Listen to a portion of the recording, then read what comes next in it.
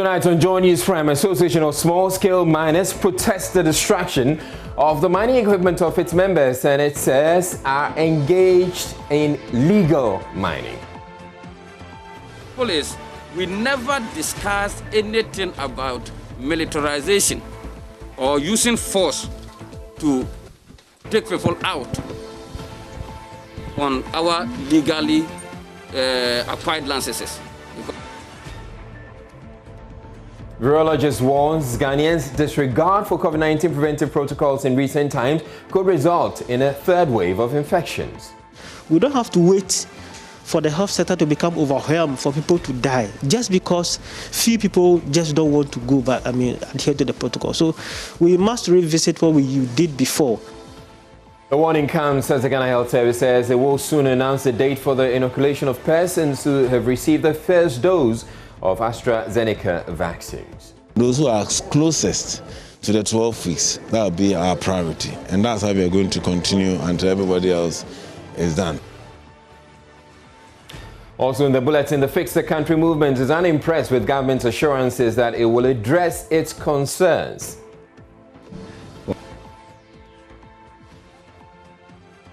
We'll be analyzing what the movement represents and the responses by government with the veteran activist Dr. Yao Graham. In business, local cement manufacturer Jata Cement projects to produce 3 million tons annually following significant investment in ultra-molding technology.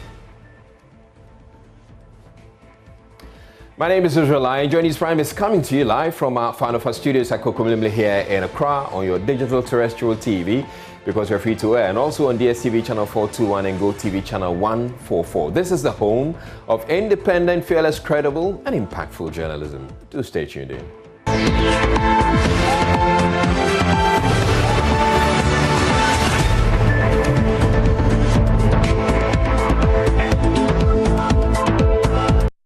The Ghana National Association of Small-Scale Miners says it does not understand why the military is burning excavators and equipment belonging to its members that are operating legally. The association says the use of the military to destroy and harass its members was not one of the measures agreed on during the National Dialogue on Mining. 3 excavators and several mining equipment valued at $3 million have been burnt at the site of its members in the Chifopraso district of the Central Region. At a news conference at one of the sites, spokesperson Abdurazak Al-Hassan gave the government a 7-day ultimatum to fix the problems they have caused or faced thereof. Richard Kojunyako has more. One of the mining sites Joy News visited with the Ghana National Association of Small-Scale Miners was the John Benedict Ventures at Chifu-Ntafroaso in the Chifu-Praso district. Here, the proximity of where the mining is done and where the Pra River is in the range of 50 and 100 meters. There are tubes that are linked to the Pra River where water is drawn to undertake their activities in what they call recycling. Some 3 excavators and other mining equipment they value at 3 million have been burnt by the military in their operation. This has angered the Ghana National Association of Small-Scale Miners, who are saying they've been betrayed by government. Its PRO is Abdurazak Al-Hassan. Yes, we want clarification on the president's directives to the military. That is, did the president order the military to burn excavators on site or seize them? This is a question that we need answers to be answered. For example, the military were asked to go on river bodies, but we have a situation whereby they veer off and they went to communities whereby there are lances small-scale miners and they went burning their equipment. Then, the other one that we want clarification or we want to find out or see how best, can't the government liaise with the Minerals Commission for the names of small-scale block out areas across the country and share with the deployed military personnel to prevent them from harassing legally licensed miners? Another clarification that is the national dialogue, because what we went and discussed, we want to express our total displeasure about government's U-turn on issues raised at the recently held small-scale mining dialogue. They serve an ultimatum to government that includes street protest and legal action should government fail to act. By so doing, we are giving the government an ultimatum of 7 days to address these concerns or expect 3 days intensive nationwide demonstration by NASAM in all cities and towns in this country. By so doing, we thank you and we expect a quick response from the government as well as the minister in charge of land and natural resources. There are other places whereby this so-called burning is still taking place. Some at Dunkao district, whereby military are there as we speak, doing the burning of excavators. And we don't know where that thing came from. Because at the national dialogue, we never discussed military deployment to go and burn excavators. And this is very disheartening to us members of the association. It looks like a betrayal from government because we sat with them at the national dialogue, we discussed so many issues, we brought out things that we need to do, modalities that we do to take to make sure that these illegal miners from the river bodies and the forest reserves will be kept. But they came out doing otherwise. So we are showing our displeasure on those things. The mining areas, the association says, is not mining on water bodies, but the excavators have been burnt at Ntafroaso, Asamokrum, and Erisim, all in the Chifu Praso district of the Central Region. For Joy News, Richard Kwejenyakon, reporting from Chifu Ntafroaso. On social media reactions to government's 5-point plan to address the complaints made by the Fix the Country movement indicate many are not satisfied with the measures. The Finance Minister Ken Ofori-Atta at a Sunday news conference said the Kufuor-led government is on course to fast-tracking policies to improve the livelihoods of citizens.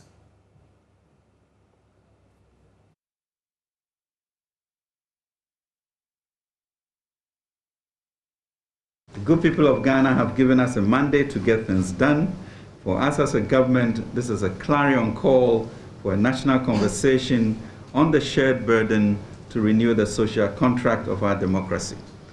At its minimum, we should ensure social justice and social mobility for all Ghanaians. At our best, we should open for all Ghanaians an economic system under which each citizen shall be guaranteed the opportunity to show the best in him or her.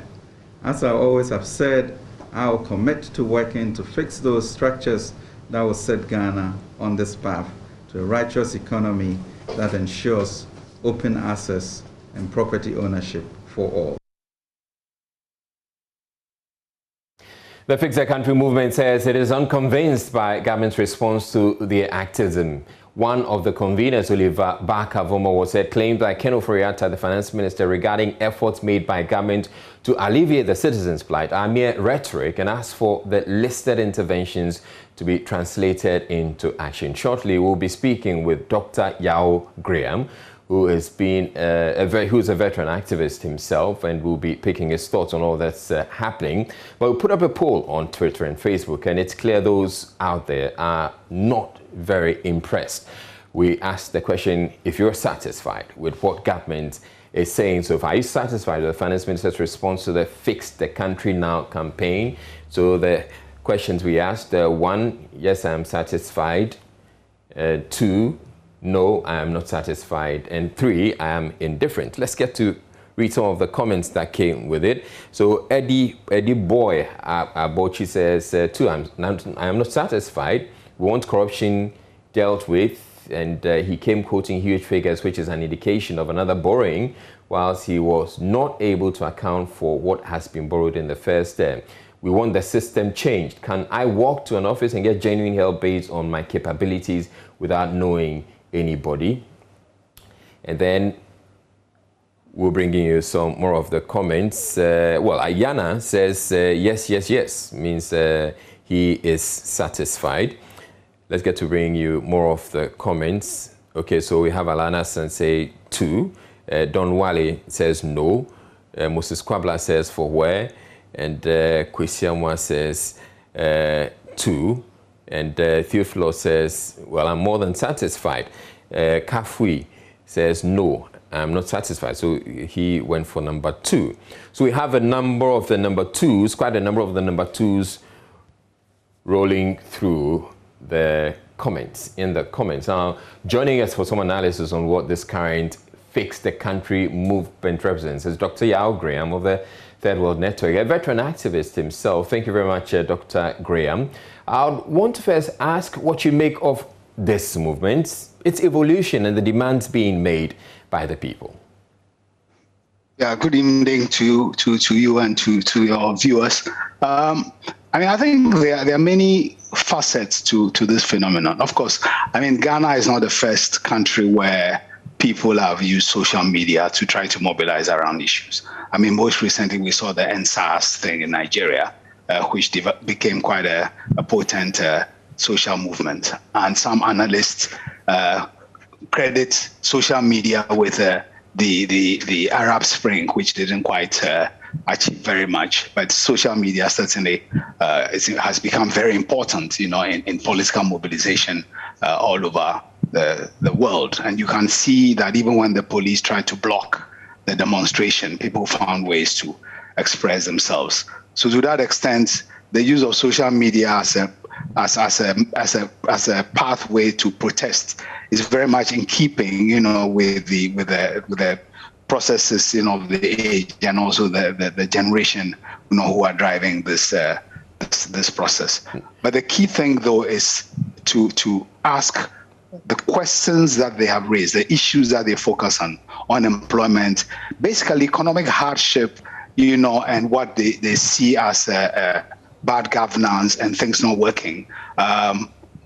For me, when you add it all up, it's a certain loss of faith and credibility, in the government. So I think the people are doing this because they believe that government has let them down, essentially. Yeah, very much so. Because you see, when you follow the way things have evolved, you see, for example, when the finance minister gave his press conference, he gave a very long list of things that the government has done.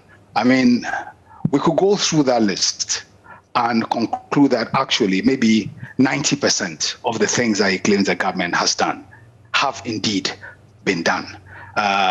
So the growth figures that he puts out and so on, all those may very well be true. So the question to ask is, why is it that in spite of all these things, which had happened anyway before the finance minister called his conference, there's still a perception, that the government is not doing enough? And I think the key to this is that, people are experiencing their realities very concretely. Because one truth about this country is that over the past 20 or so years, even as the economy as a whole has grown steadily, even as the economy has been rebased to become larger, that is in terms of the GDP size has become bigger, inequalities have been rising very sharply, in this country. When was it that we began to see the growth of, say, kiosk cities, for example?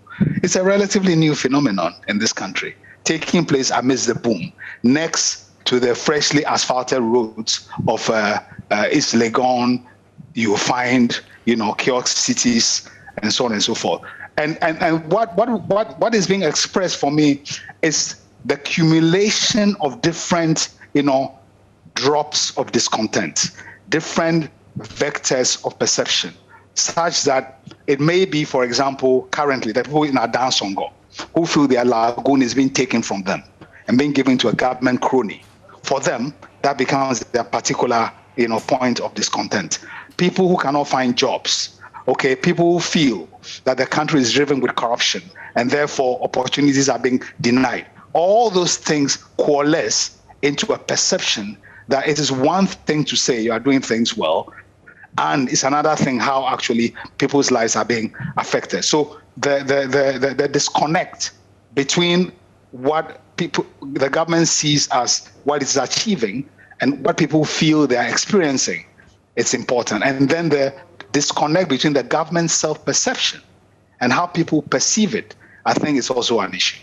In other words, there are many more demands that are probably not captured on social media as we speak.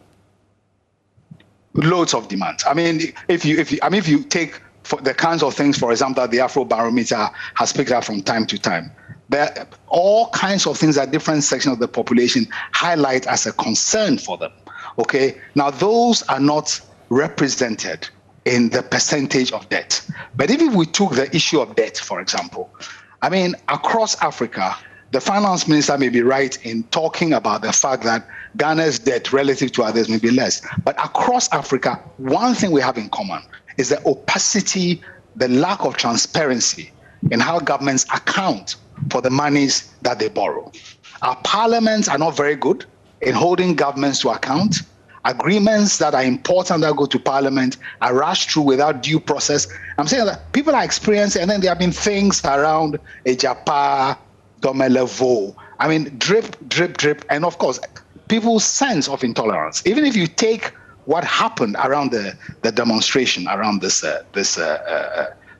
Fix the Country movement.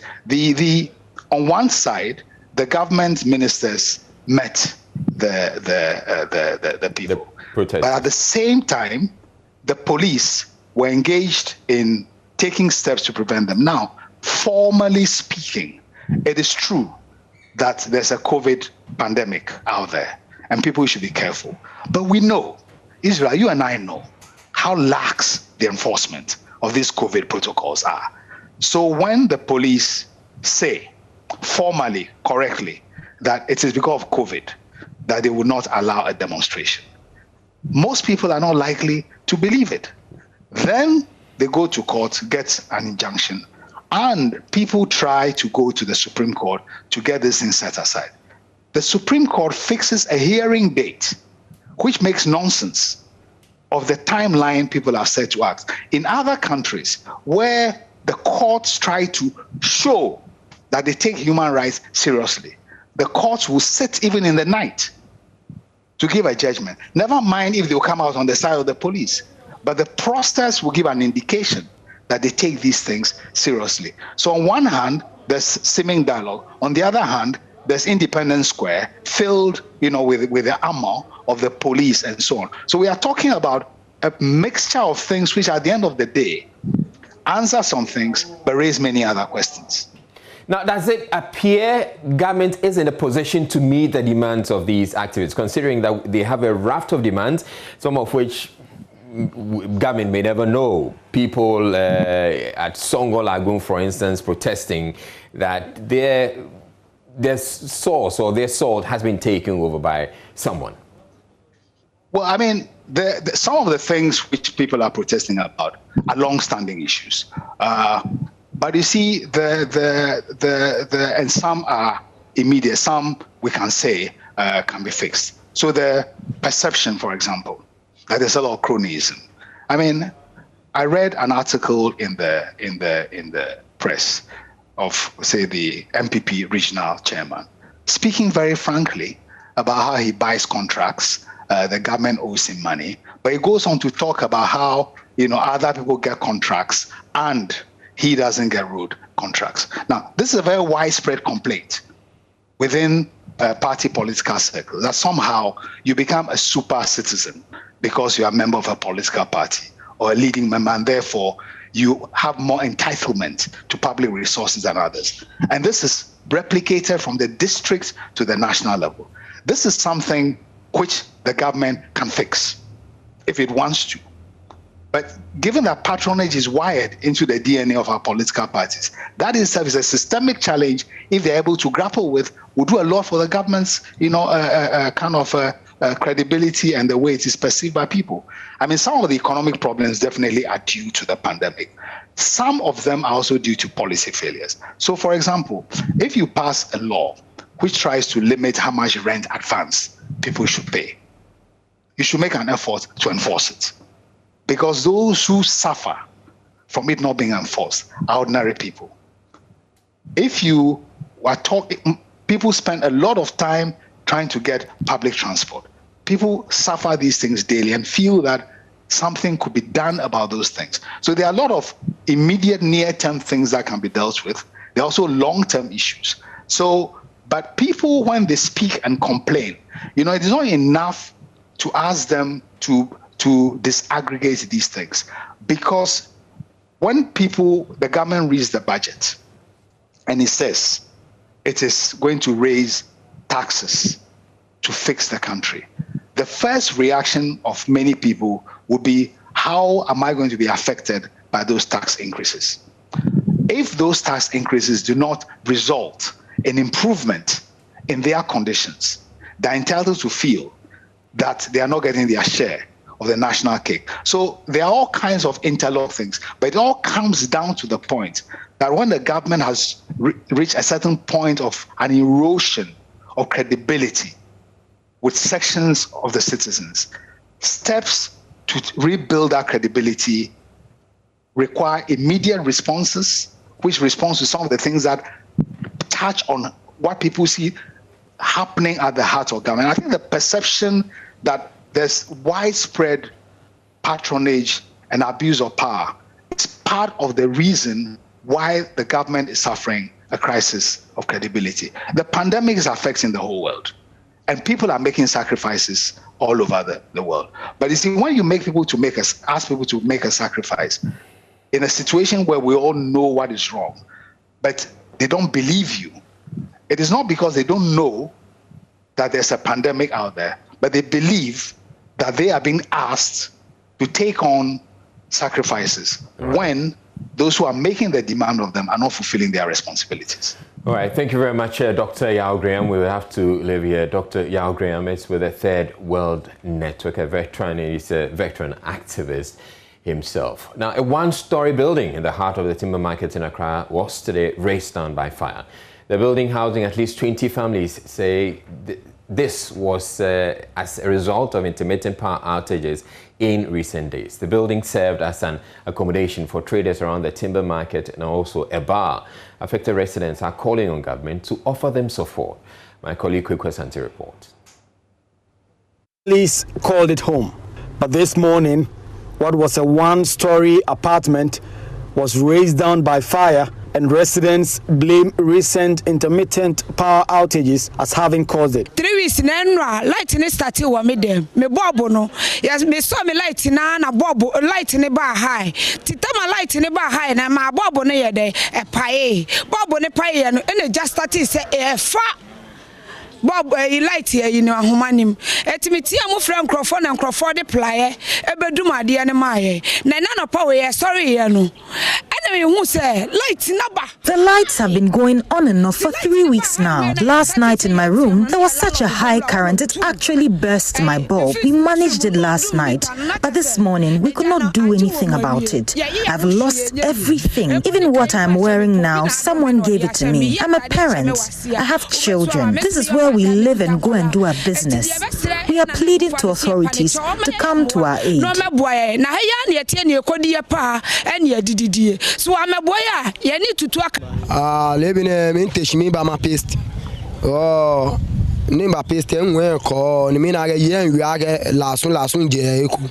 This morning, when I woke up to brush my teeth, I heard the lady say there was some smoke coming from the rooms. Our electricity current was fluctuating. Even the bulbs were going on and off. We called the landlord to come and put out the fumes, but the place was already in flames. We could not go in to remove our properties. I have lost everything. I've even lost my ID card to use for mobile money transactions.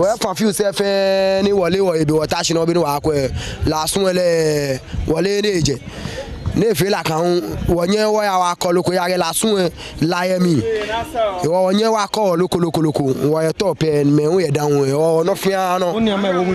Owner of the building, Kwesi Inkum, says residents have lost the place to lay their heads and the things they owned, whilst he has lost the property and the business. Light in the bed, 3 weeks like no banoko, no abalai, no asakulu, or behind wasako.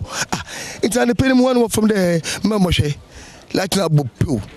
No mutu a few film. Mutu fees mutuna, Madame Ono. When the jar tom home.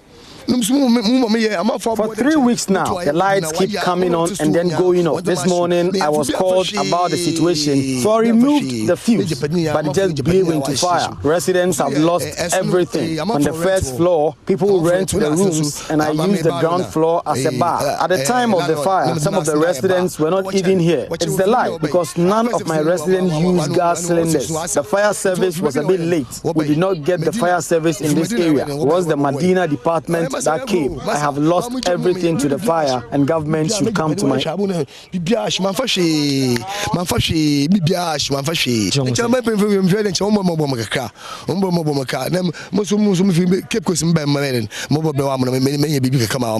For years, this structure served those within the Accra Timber Market enclave who could not afford the charges of renting regular homes in the capital. Having come from various parts of the country, they served as an avenue to live temporarily whilst working hard in the city with the expectation of going back to their respective hometowns. This is part of the one-story building that was razed down by fire here in the middle of Timber Market. This is where the people dreamed, lived and hoped of a better life. But today the fire came in and doused all their dreams as well as their properties. They are calling on government to come to their aid. For Joy News, my name is Kweku Asante Bismarck, reporting from Timber Market, Accra. The fire service says they are still investigating the cause of the fire to ascertain the extent of damages. There are the human shopping baskets in Ghana's market. Statistics say there are over 10,000 of them in Accra alone. In the first of a 5-part series, my colleague Justice Baidu followed Valentina Roberts, a 14-year-old Kayayo, to shine a light on the life of the growing number of Accra's headquarters. Today, Valentina wakes up to work dreading the pain and abuse. Roberts here. Valentina.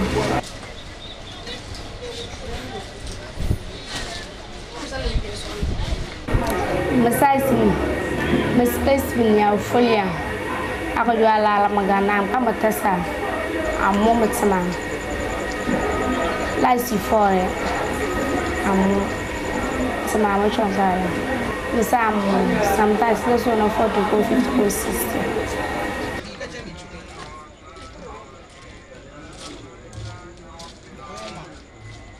So I got my lunch home traffic.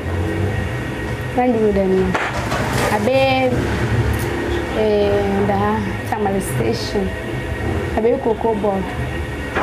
The man like and can. Like none more was no now that's for sorry. None the customer was on my sorry. Or has he could clear back on in the Buya Bakeva. I could to say, I was a boy. Wouldn't it?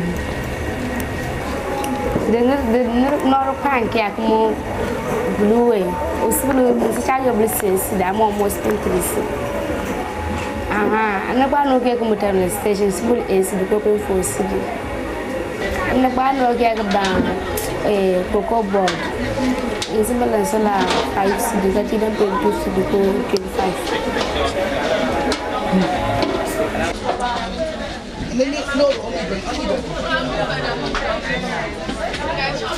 My sister and a black and so I'm Mel Quada.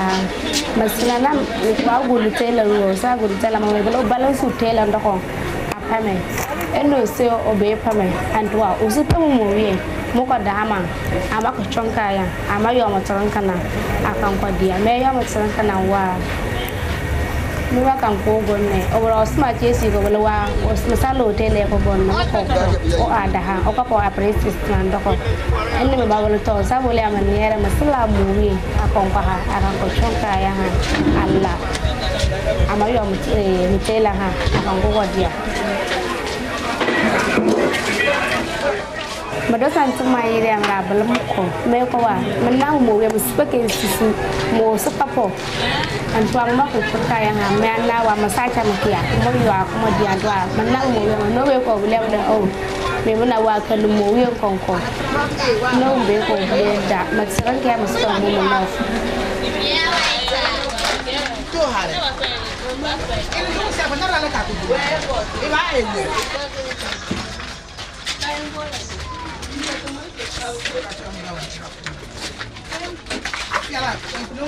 Stay tuned into our bulletins as we bring you more of the story of Valentina.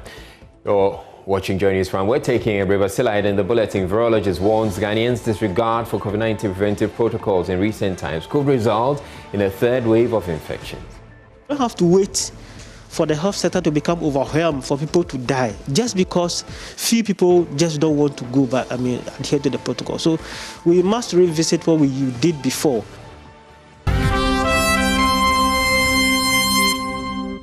Hello, good evening and welcome to Business. I'm Charles Aite. The first wholly Ghanaian-owned cement factory, Jata Cement, is projecting to produce about 3 million tons of cement annually for the Ghanaian and African market when fully operational. Now, this follows a significant investment in an ultra-modern technology to begin production next month. The managing director for Jata Cement, Nana Philip Archer, made the disclosure when he addressed the media after taking the Minister for Trade and Industry on a tour of the facility in Tema. Here's more. With over $100 million invested in the company, Jata Cement is set to begin production for the Ghana market with the vision of stabilizing the demand and supply of cement in the country. The Minister of Trade and Industry, Alan Chemantin, after a tour of the project site, said this would open doors of opportunity for many young Ghanaians to be gainfully employed. According to the Managing Director, Nana Philip Archer, the first phase of the project, which is almost complete, will be producing at a capacity of 1.2 million tons for a start. I believe it will linger on or to go on for generations even yet unborn. There are so many plans, and for this particular phase, 1.2 million tons capacity. Very soon we'll double this capacity, and that is only for the bag segment. If we add selling directly to project side, the capacity in the next few years will be 3 million tons. And by far, our vision is to make sure that we become number one in this country in the next few years. And then we are going to work seriously towards that, and then also solicit the support of government. And for us, we are very, very delighted to even have the minister visiting us, even though we have not started the operation fully.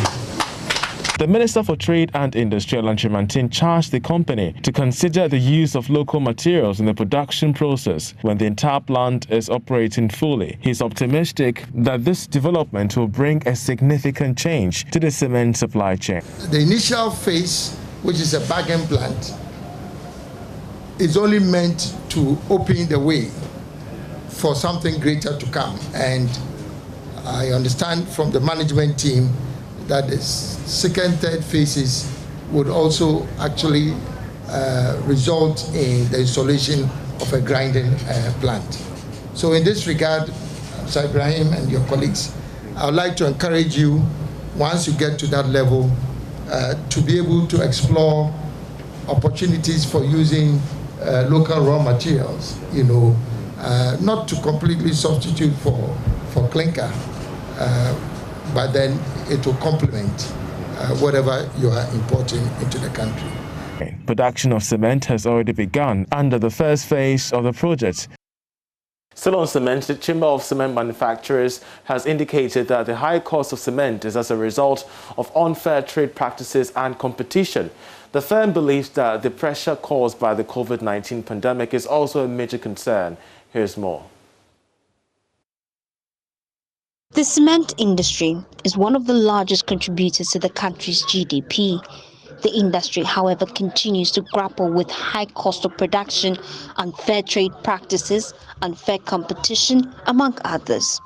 According to the Chief Executive Secretary of the Chamber of Cement Manufacturers, Dr. George Dawson Amwa, the reason behind the increase is as a result of the importation of about 80% of raw materials used to produce cement, with 26% increase in freight rates and unavailability of vessels. Cement raw materials, about 80% is imported. We have three components that actually come together to grind before you can get a finished cement that you see actually on the market. Okay. One is called clinker, the other is called limestone, and the third is called gypsum. There are three. And clinker is the most actually, imported. That's about 80%, which is imported for it to be, produced in Ghana into the cement. So that is basically what is really happening us. And cost of freight has gone up. because of the COVID, it is like so many important activities have been stopped. Lack of vessels, while importing raw materials also has its type of what you call a vessel that you have to use. It's called a bulk, vessels. Those have a bulk cargoes. Now these bulk cargoes are even competing with actually, importers of container, vessels. Yeah. So it really has made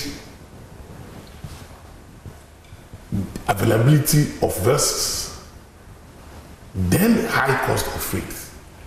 And like telling you earlier on, if you have raw material that you have to import about 80%, and there is increase in freight, it will automatically affect the production. And that is what is happening. And if you look at the trend, it started from middle of 2020, which of course the cost of freight and cost of imported raw material were going up. It's even the first quarter of 2021. And we have an average of about 26% increase of freight cost, the first quarter of the year. So we're still monitoring, and that has actually accounted for the price increases in the first quarter and the second quarter of the year 2021. Basically, it is the cost of imported raw materials, the major component being the freight. Though limestone reserves exist in Ghana, volumes are limited. Hence, the cement industry continues to rely on clinker imports. And that'll be it for the first segment of business. In the meantime, sport is up next this day. Thank you for staying with us on Joy News Prime. Gary Al Smith here with the sport. And as part of activities marking the 20th anniversary of the May 9 Stadium disaster, former CEO of Asante Kotoko, Herbert Mensah, as he's done for the past 2 decades, and family members of victims have paid a courtesy call on President Akufo-Addo at the Jubilee House here in Accra. Now, Asarabede Akuo of the Joy Sports team was there and has come through with this report. Herbert Mensah, who was Chief Executive Officer of Kumasi Asante Kotoko at the time of the May 9 Stadium disaster, has been the lead for the yearly national commemoration and charity activities in the last 20 years. The Ghana Rugby president founded the May 9 Charity Foundation to provide financial and material support for families of the victims of the 2001 tragedy, and also to engage in public advocacy for proper football administration and safety standards at match centers. Executives of the May 9 Foundation and family members of the victims of the disaster paid a courtesy call on President Akufo-Addo at the Jubilee House on Monday. Herbert Mensah was leader of the delegation. In 20 years, this is the first time that the President of the Republic has recognized what it is that we're doing.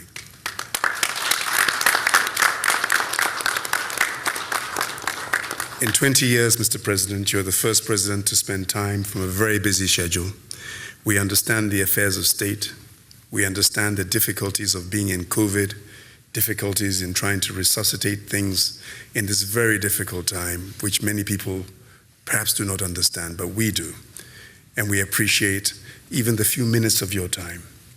And so therefore it is critical that I make mention of our gratitude that after 20 years we have finally found a president who actually cares. And I know that those who've come from Kumasi and from elsewhere, those who are shedding a tear beside me right now, recognize that. Many were not at the stadium. They did not even know their loved ones were there. And so some of them we had to recount to them. As we visited them at the house, when I first came to their homes, they were in a state of shock. And 20 years on, it's interesting to see how they have developed. Some are still crying here today, Mr. President. But I think the tears are also tears not only of missing their loved ones, but understanding that at a time where a president told us not to be spectators but to be involved, there are people here who have been involved. President Akufo-Addo thanked the founders of the May 9 Charity Foundation for championing the cause of families of victims. Tragedies of this sort can only be commemorated and remembered because people decide that they will not allow people to forget it.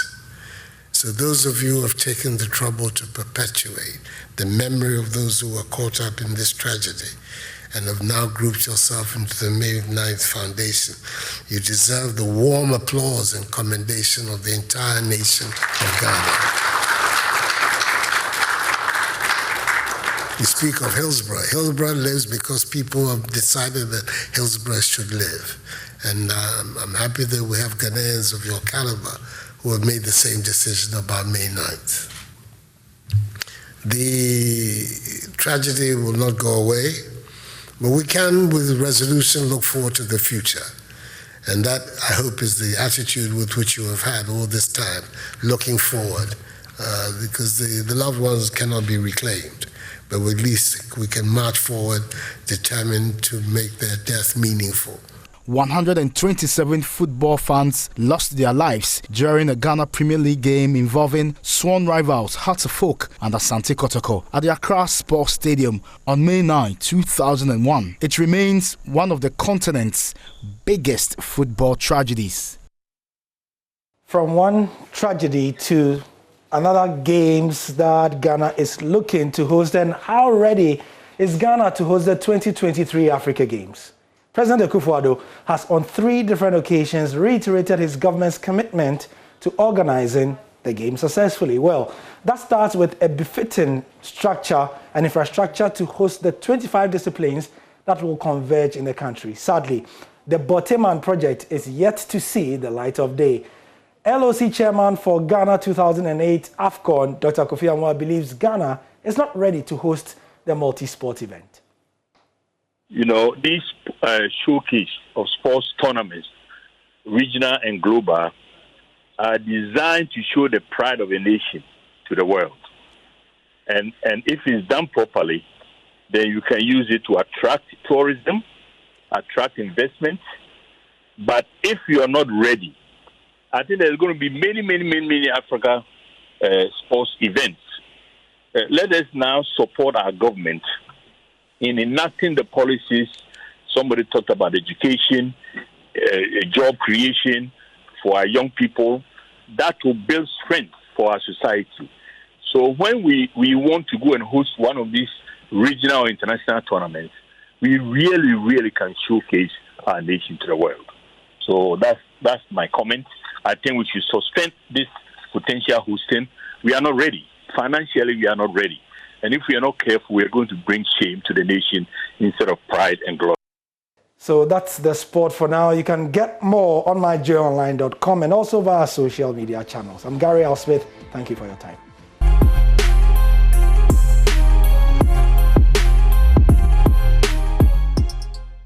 Right, it's time for Showbiz, and Becky Bex is here. Hello, Becky. Hello to you, Easy. How you doing? I am well. How are you? So I'm fantastic. So there's a new song to be released by Kofi Kinata featuring Diana Hamilton. I didn't see that coming. So I saw Diana today, and I asked her, you know, what's the deal? About? Because we saw the flyer on social media, and here's her reaction. A collaboration with Kofi Kinata. I never knew that you wanted to collaborate with a secular artist. What happened? Did he say a collaboration? Well, it's on his social media. I saw it. Or do you want me to show it to you? Please do. On my phone. Just watch the space. Okay. Just watch the space is all I can say. We got life. We got life. We got life. We got life. We got life. Yeah, so We've Got Live is the new single set to be released. We don't know, but we'll keep viewers updated. Yeah, looking forward to hearing. Yeah. So at the same event, you know, as part of celebrating Mother's Day, how did you celebrate? Did you call your mama? No.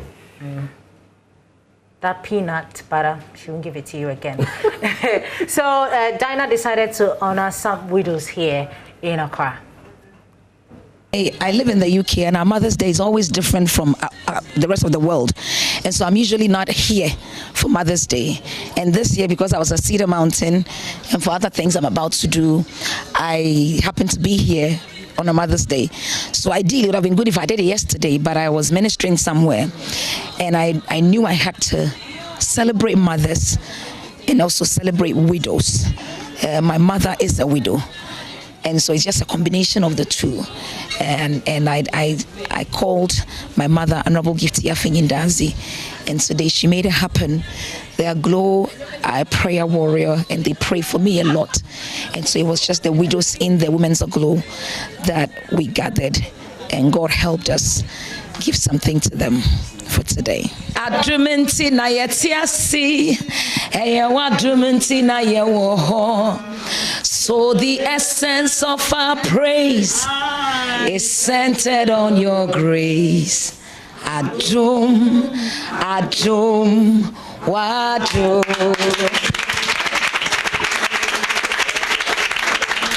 Good. Amen. Amen. Why do I have the feeling that she heard me say that's my favorite song? I told her that it's your favorite song. So You have she to sang sing it for me. Yeah, you have to sing it for easy.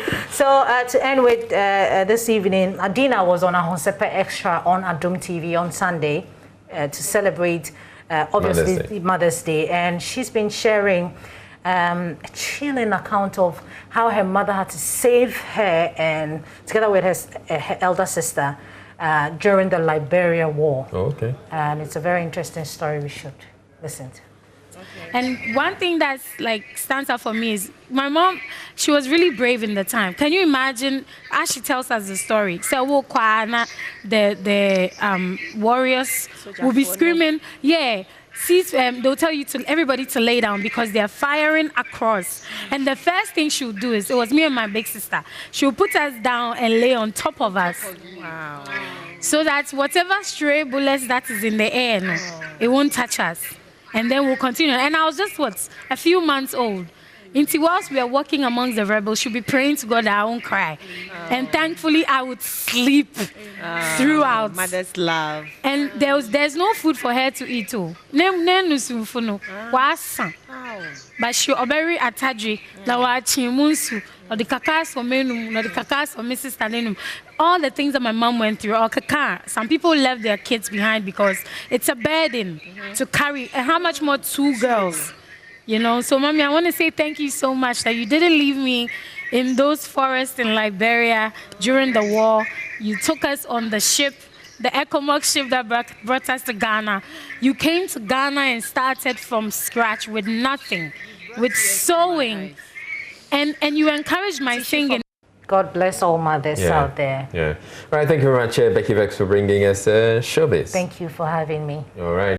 And with those of you who are watching on Joy Prime, let me bring you some headlines from myjoyonline.com. Government is either feigning incompetence on the point of how to fix structures or is pretending to fix them. That's Baka Voma, the convener of Fix the Country. COVID-19, Ghana Health Service to roll out second doses from May 19.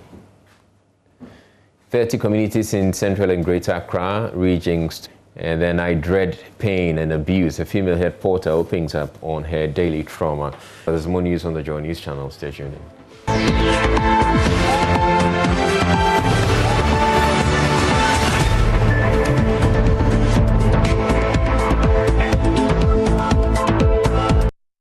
A virologist at the Kumasi Center for Collaborative Research is warning of a third wave of COVID-19 infections in Ghana if the public fails to adhere to safety protocols.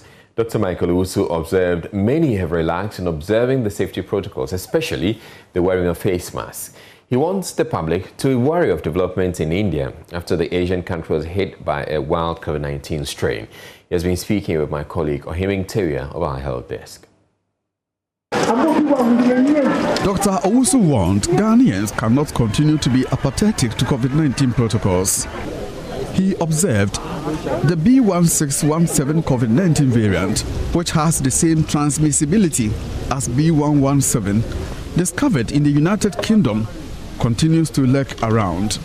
He cautioned Ghana, which has been receiving visitors from all over the world, may have the best measures at the airport, but a slip of a single case from India may prove too expensive. The problem happening in India is what is giving the world some cause of concern. India is having the B1617. That one has the same transmissibility as the B117. And because the behavior of this one in the UK are very similar, it is highly likely that if it enters any country, it's going to take that country to the third wave. So the virus concern is what people are worried about. And two is about the population size. India has close to 1.3 billion people, just like China. And for such high populated country, it means whatever they have, once they move and travel out of the country, everywhere they go, they are likely to see that country with this kind of variants that they have. The virologist wants the public to be wary of developments in India after that Asian country was hit by a wild COVID-19 strain. We have put in very good systems at the airport. Even the next, the review or the information given by the foreign ministry, to the extent that even if you are negative from a high-risk country, you have to be quarantined for some time and be retested. These are good. But then this is not foolproof. It means that out of 100 people, you may have 1 or 2 that will slip unknowingly into the country. But if within the country, everybody is observing his own protocol and put on his mask, even if people come with that kind of thing, it will not survive.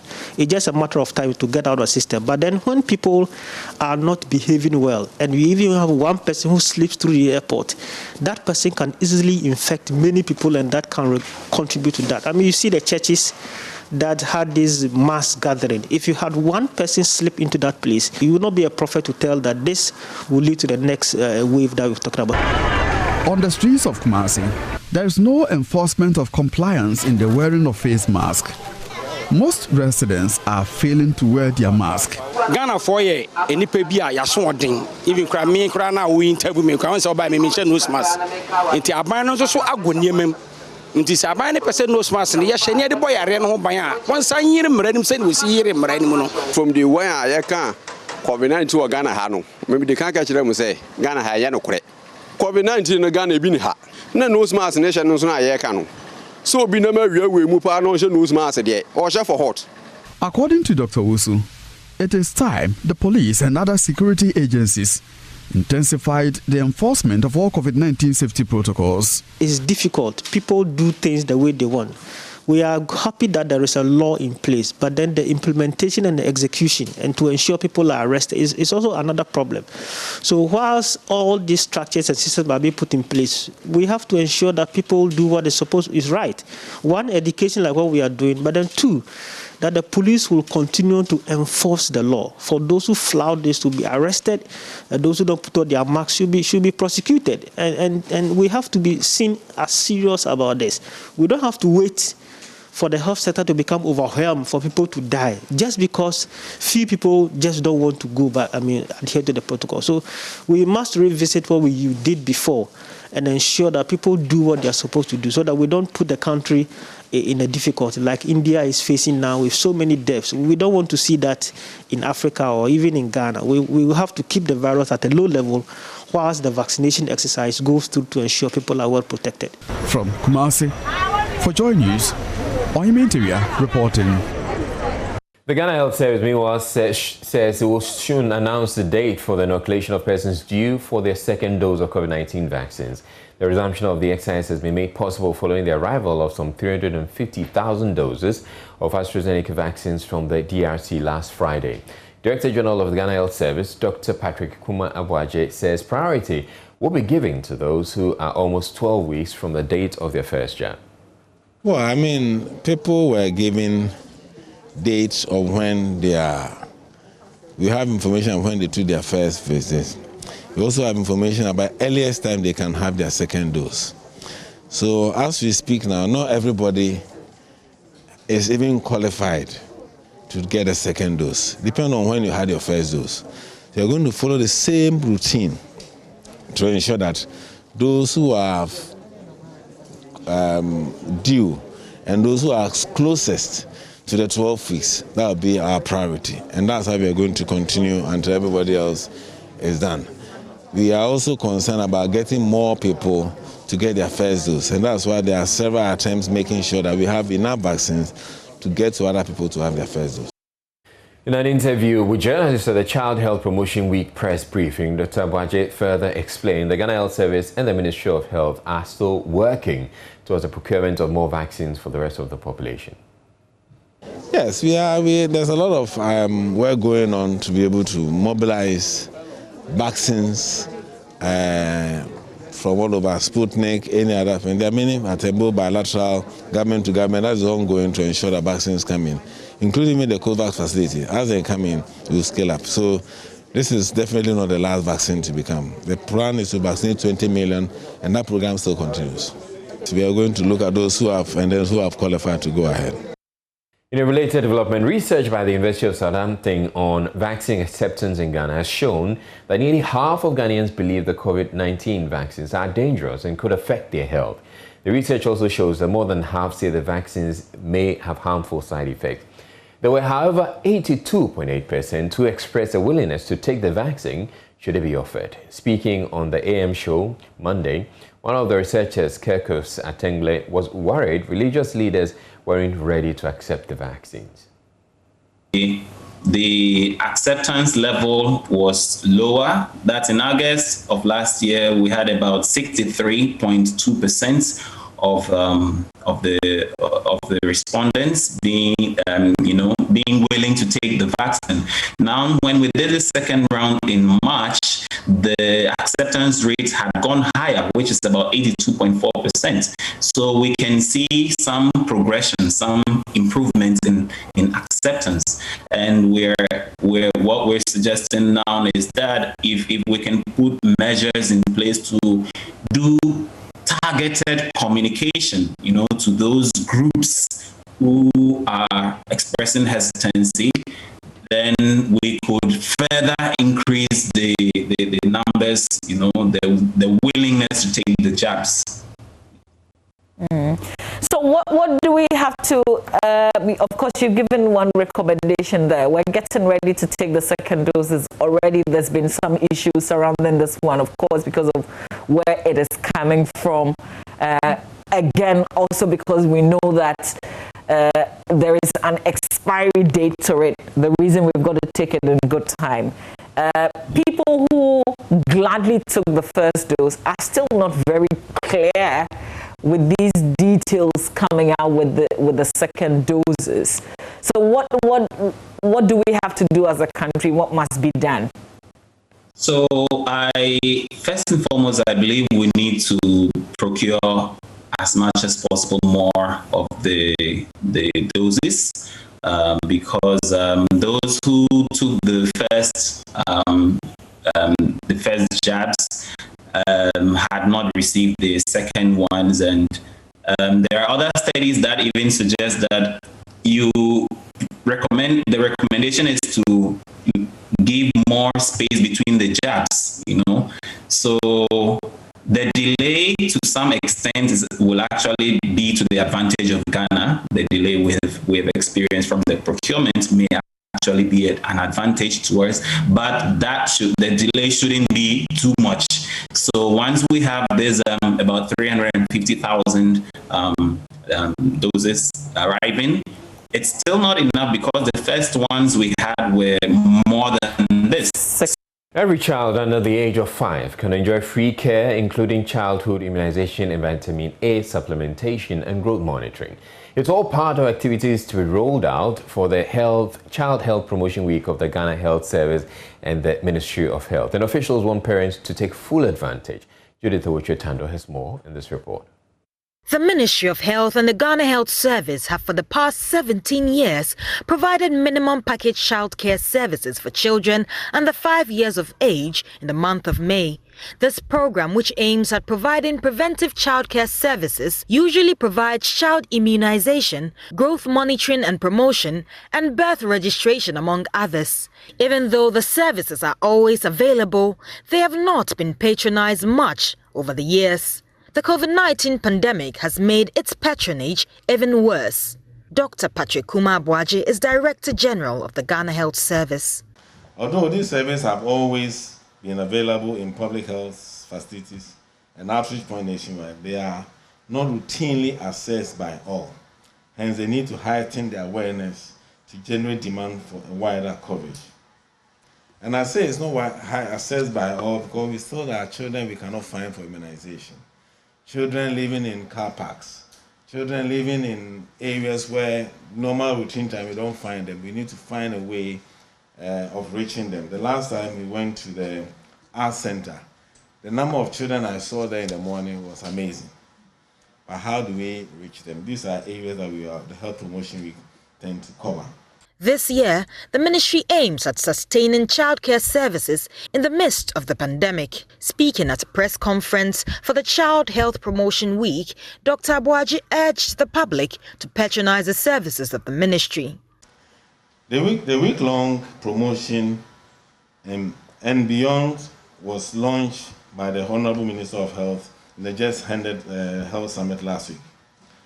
And this will be followed by a commemoration across all the 16 regions in the country from the 10th to the 14th of May. So this activity is going to take place in all the 16 regions just to whip up support and activity and bring more focus on child health services. The Ministry of Health and Ghana Health Services, together with our partners, are urging the general public to support actions that save lives and prevent disability by ensuring that children under 5 years benefit fully from all services offered by the child welfare clinics. The Ministry of Health, as part of its Child Health Promotion Week, is once again delivering childcare services from the 10th of May to the 14th of May for free.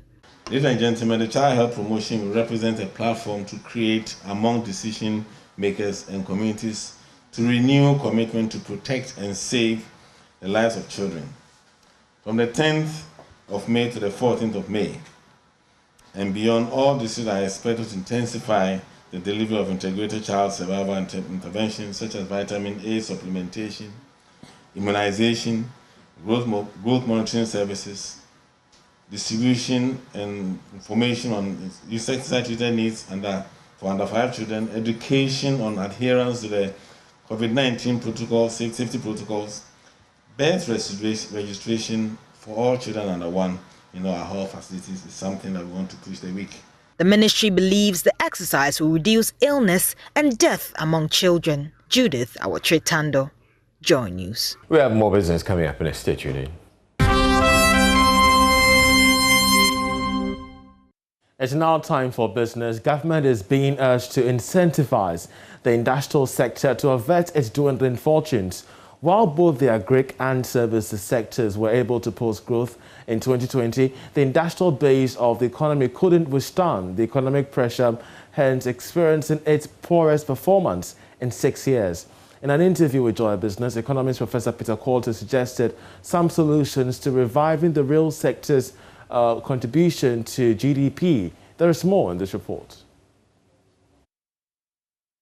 Figures published by the Ghana Statistical Service show that the second largest contributor to the economy, industry, recorded a 3.6% contraction in the pandemic year, a sharp nosedive from the 6.4% growth recorded the previous year, and the worst performance ever since the GDP figures were rebased in 2014. But speaking on the marketplace, economist Professor Peter Coulter says unstable exchange rates coupled with other factors have contributed to the industrial sector's poor performance. Government should speed up some of the things it has outlined in the budget so that people's pains or suffering will be minimized. But one area will be lower cost of doing business. Interest rates, if interest rates do come down, certainly investors would be able to borrow at reasonable cost and be able to invest and stimulate jobs. Same with exchange rates. So far, we've experienced stable exchange rates, but if exchange rate starts depreciating rapidly, then we would have challenges with industry because businesses plan to import raw material and many other things. So we need a stable exchange rate. As I mentioned, to stimulate jobs, it's not just industry. There should be growth in the other sectors. Once they grow and pull out the industry along, we are likely to see more jobs. Professor Peter Coulter has, however, called on government to incentivize the industrial sector in order to improve its market offering. In some derivation, you find incentives, other incentives given to those who employ most. So there are targeted approach in terms of finding people or industry players who employ the most. Sure. And then some tax incentives are directed at them, some specific tax incentives. Perhaps that would be one way of dealing with the job problem. And GRA may look at some of these options available in other countries where there's a tax relief if you employ so many people in a given period. I think these are my views on job creation. Professor Peter Korte also called on Ghanaians to be circumspect in their demands from government in the midst of COVID-19. Now, the Advertising Association of Ghana is collaborating with key stakeholders to remove all billboards at unauthorized locations in Accra to ensure sanity and safety for consumers. According to its Executive Director, Francis Darty, this is part of a campaign to make Accra work again. Here's more. In his presentation, Executive Director Francis Darty says the association is committed to pulling down all billboards at unauthorized locations in Accra. According to him, the association has given a 2-week ultimatum to owners of the unlicensed billboards to remove their products or face the law. Cranes and everything are ready to move in 2 weeks' time to get those boards down. So we need to move a step further. And what we did was to go around the city to look at the challenges that the indiscriminate mounting of these billboards and signages are posing to our cities expected. So we went round. Most of you here over the years have been badging me over these billboards and all that. So we're here to tell you that now we have a partnership with the Regional Coordinating Council, Regional Security, to ensure that it works this time.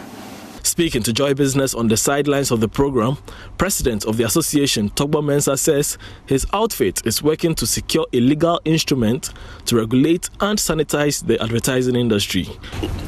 In every country where there is any marketing authority, it has a national support. So that that's what we are working on now. That national support, so that there's a certain advertising council. A council means there's an independent body that will supervise even us. So all the laws and regulations are adhered to. Let's now bring you a summary of international business news.